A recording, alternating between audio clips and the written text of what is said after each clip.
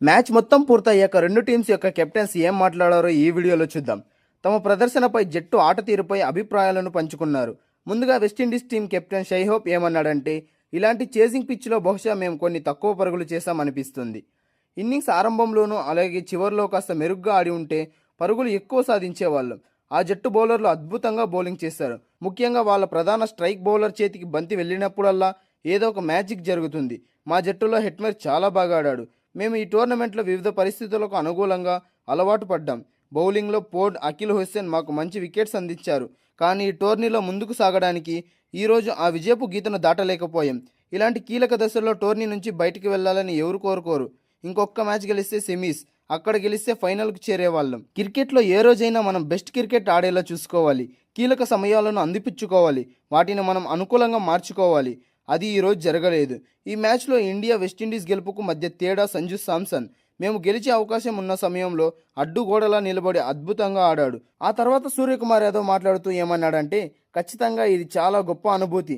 అందరూ అనుకున్నట్లుగానే ఇది మాకు do or die match, quarter final match లాంటిది. ఇలాంటి ప్రెజర్ మ్యాచ్లో టీమ్మేట్స్ చూపించిన తెగువ, క్యారెక్టర్ అద్భుతమని చెప్పాడు. ఇక సంజు శాంసన్ విషయానికి వస్తే, ఓపికగా ఎదురు చూసే వాళ్ళకి ఎప్పుడూ మంచే జరుగుతుందని నేను ఎప్పుడూ చెప్తుంటాను. ఇప్పుడే అతనిని కలిసినప్పుడు కూడా అదే మాట చెప్పాను. అతను టీంలో లేనప్పుడు తెర వెనుక పడ్డ కష్టానికి సరైన సమయంలో ప్రతిఫలం దొరికింది. అతను బ్యాటింగ్ చేసిన తీరు జట్టును పూర్తిగా విజయ తీరాలకు చేర్చింది. బౌలర్లందరూ ఒక ప్రణాళిక ప్రకారం బౌలింగ్ వేశారు. ఈడెన్ గార్డెన్స్లో మంచి ప్రభావం ఉంటుంది కాబట్టి సెకండ్ ఇన్నింగ్స్లో బ్యాట్ పైకి బాల్ వచ్చే ఛాన్స్ ఉంది.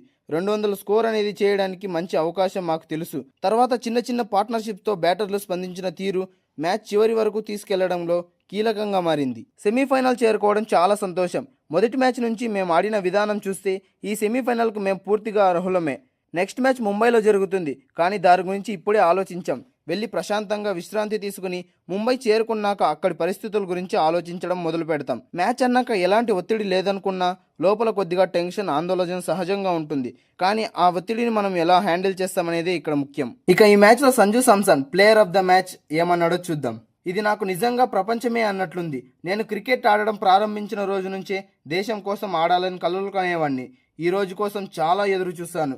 నేను ఎంతో కృతజ్ఞతతో, ఆనందంతో ఉన్నాను. నా ప్రయాణం చాలా ప్రత్యేకంగా ఉంది. ఎన్నో ఎత్తుపల్లాలు చూశాను. నేను చేయగలనా, సాధించగలనా అని నన్ను నేనే సందేహించుకున్నాను. కానీ నేను నమ్మకం ఎక్కడా కోల్పోలేదు. నేను చాలా కాలంగా ఈ ఫార్మాట్ ఆడుతున్నాను. సుమారు 10 నుంచి 12 సంవత్సరాలుగా ఐపీఎల్లో ఆడిన అనుభవం ఉంది. దేశం కోసం గత 10 సంవత్సరాలుగా జట్టులో ఉన్నాను. మధ్యలో ఆడే అవకాశం లేకపోయినా డగౌట్లో కూర్చుని విరాట్ కోహ్లీ, రోహిత్ శర్మ వంటి మహా ఆటగాళ్లను గమనిస్తూ చాలా నేర్చుకున్నాను. నేను 50-60 మ్యాచ్లు మాత్రమే ఆడుంటాను, కానీ సుమారు 100 మ్యాచ్లు ఆడిన అనుభవం ఉన్నట్లుంది. గత మ్యాచ్ మేము మొదట బ్యాటింగ్ చేశాం కాబట్టి పెద్ద స్కోర్ సెట్ చేయాలనే ఉద్దేశంతో మొదటి బంచి నుంచే దాడి చేయాలని అనుకున్నాం. కానీ ఈ మ్యాచ్ పూర్తిగా భిన్నంగా జరిగింది. కొంచెం ఎక్కువగా ఆడాలని ప్రయత్నించగానే వికెట్లు పడిపోయాయి. కాబట్టి భాగస్వామ్యాన్ని నిర్మించాలి.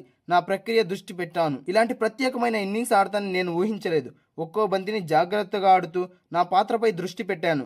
నేను ఎంతో కృతజ్ఞతతో ఉన్నాను. నా జీవితంలోనే ఇదో గొప్ప రోజుగా ఉండిపోతుంది.